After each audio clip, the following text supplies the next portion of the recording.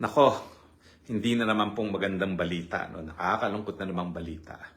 At ang balita na naman po ngayon ay ang binasura na naman ng ICC ay yung motion to dismiss ni Tatay Digong sa dahilan na kawalan ng jurisdiction ng International Criminal Court. So ibig sabihin po nito, tutuluyan ng ICC si Tatay Digong dahil ang sabi ng korte meron siyang jurisdiction.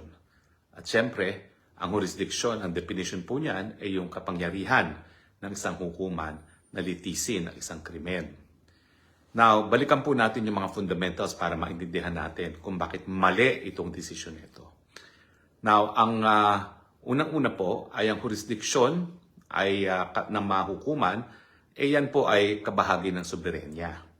Now, bagamat hindi estado itong ICC, ang jurisdiction ay binibigay ng tratado na nilagdaan ng mga miyembro ng ICC, kasama na po ang Pilipinas dyan. Noon, no? Now, nakasaad po dyan sa Rome Statute na yan na kinakailangan ang hukuman ay po pwedeng litisin ang mga krimen na nangyari doon sa mga teritoryo ng mga iba't ibang mga miyembrong mga bansa.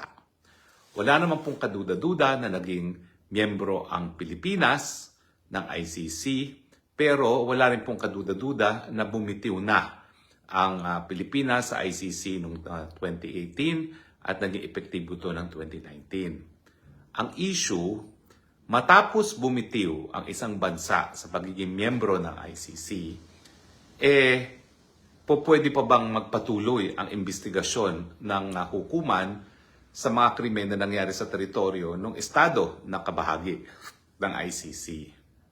Now, ang sabi po ng prosecution,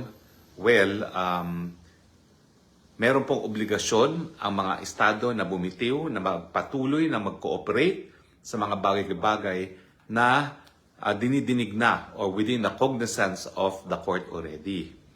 Ang sabi naman po ni Tatay Digong, pwede yan, pero yan ay dapat sinimulan yung trigger ng jurisdiction ng hukuman within 1 year matapos mag-deposit ng instrument of ratification. Now, kung maalala nyo po, nagkaroon na rin ng desisyon na ganito yung parehong pre-trial at appeals chamber noong binigyan ng basbas ang prosecution na magpatuloy sa preliminary investigation. Kasi nga po, ang patakaran sa ICC, hindi sila po pwede gumawa, ang prosecution hindi po pwede gumawa ng kahit anong bagay except preliminary examination na walang basbas ng hukuman. At yan po ang pinag-aawayan o pinagkakatuluhan. Kailan ba talaga natitrigger ang jurisdiction ng hukuman? Ito ba ay doon sa tinatawag na preliminary examination o ito ba ay tinatawag doon sa preliminary investigation? Anong pagkakaiba? Alam natin na kaya nga po bumuo ng pre-trial chamber kasi nais na makumbinse ng ang mga bansa gaya ng Estados Unidos na sumapi sa ICC kasi nga po ayaw nilang sumapi dahil sinasabi nila napakamakapangyarihan naman itong ICC neto at walang pananagutan kasi ang mga prosecutor ay hindi naman yan halal ng taong bayan. No? Samantalang ang ICC prosecutor ay pwede talaga magsampa ng kaso laban sa mga presidente at pwede mag-issue ng warrant of arrest laban sa mga nakaupong presidente, no? Na labag yan doon sa traditional prinsipyo na ang mga presidente ay immune from suit habang sila ay nasa opisina. So para makumbinsi nga ang mga Amerikano na sumapi sa ICC, kasama na rin siguro ang China at saka ang Russia, at yung tatlong bansa naman yan, at tatlong pinakamakapangyarihan sa daigdig ay hindi pa po kasapi na ICC, sinabi nila na lahat ng gagawin ng prosecutor dapat may basbas. Kaya lang, may mga gawain ng prosecutor na hindi kinakailangan ng basbas ng pre-trial chamber.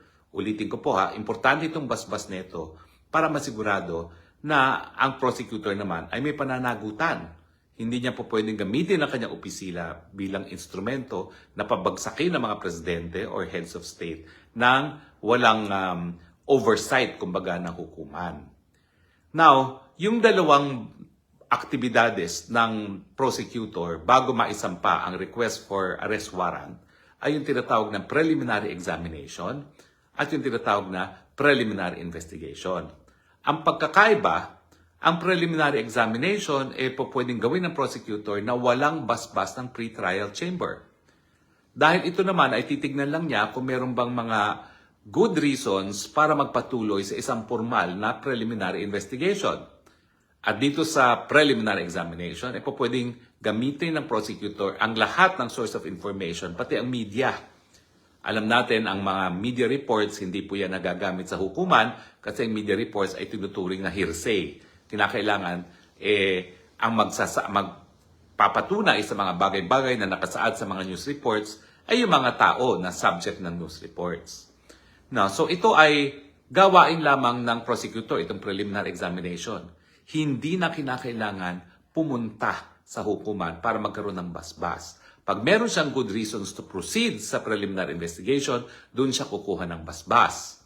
Now, ang issue ngayon ay yung preliminary examination ay sinimulan bago pa magbitiw ang Pilipinas bilang miyembro.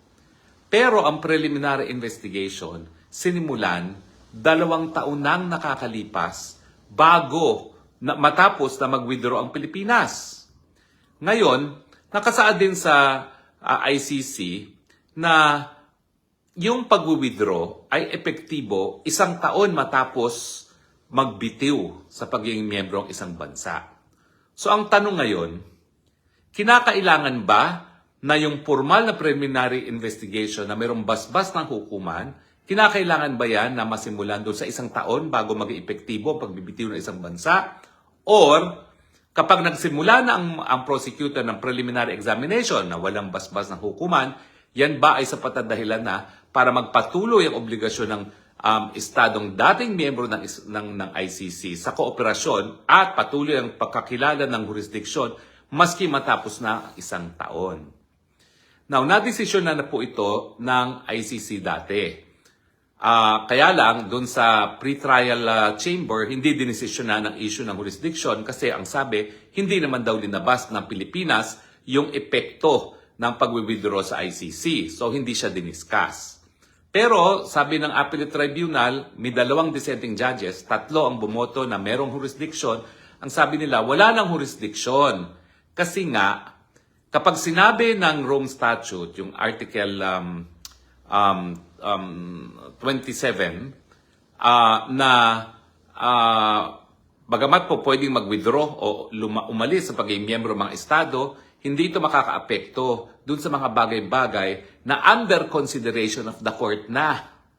So ang issue ngayon, pag sinabi mong under consideration of the court, yan ba ay yung isang stage na kinakailangan ng basbas ng hukuman? Dahil kung kinakailangan niya ng basbas ng hukuman, ang ibig sabihin yan, 1 year matapos, within 1 year, matapos mag-withdraw ang isang estado, dapat humingi ng otorisasyon ang prosecutor para magsimula ng preliminary investigation. Pero, kapag ang ibig sabihin naman ng under consideration ay pinag-aaralan na ng lahat ng organs ng korte at hindi lang ng ICC mismo, pwede nang masabi na yung preliminary examination na walang basbas ng korte ay kabahagi na ng proseso ng hukuman. Now, na-dismiss po ang kaso ni nung motion to dismiss ni Tatay Digong dahil ang sabi ng mga pre-trial chamber na yung mga bagay-bagay na under consideration of the court, ibig sabihin, walang epekto yung pagbitiw ng isang bansa sa pagiging miyembro ng ICC ay hindi makaka-apekto dun sa mga bagay-bagay na under consideration na ng hukuman. Ang sabi ng pre-trial chamber, ngayon, kasama daw dyan yung preliminary examination. Bakit? Unang-una, yung common meaning daw ng consideration. Bagay na mga tinitignan o pinag-aaralan. At dahil ang prosecutor ay tinitignan na o pinag-aaralan kung merong mabuti bang dahilan para magpatuloy sa preliminary investigation, ang sabi ng hukuma nasa common meaning ng consideration na kasama dyan yung preliminary examination. Now, ang sabi pa nila, pangalawang dahilan, ay nung sinabi na consideration ng court, ang ginamit daw ay capital C.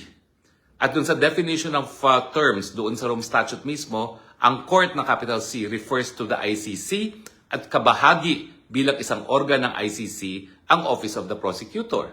At kasama na rin dyan yung pretrial chamber at saka yung appellate division. So sabi ng pretrial chamber, yung preliminary examination na nasimulan bago pa magbitiw ang Pilipinas ay isang bagay na investigasyon na nasa konsiderasyon na ng hukuman. At ibig sabihin nito, dahil nasa consideration niya ng hukuman, bago pa man bumitiw ang Pilipinas, pwede magpatuloy yung preliminary investigation into preliminary investigation, maski ang preliminary investigation ay hiningi 2 taon na matapos magbitiw ang Pilipinas.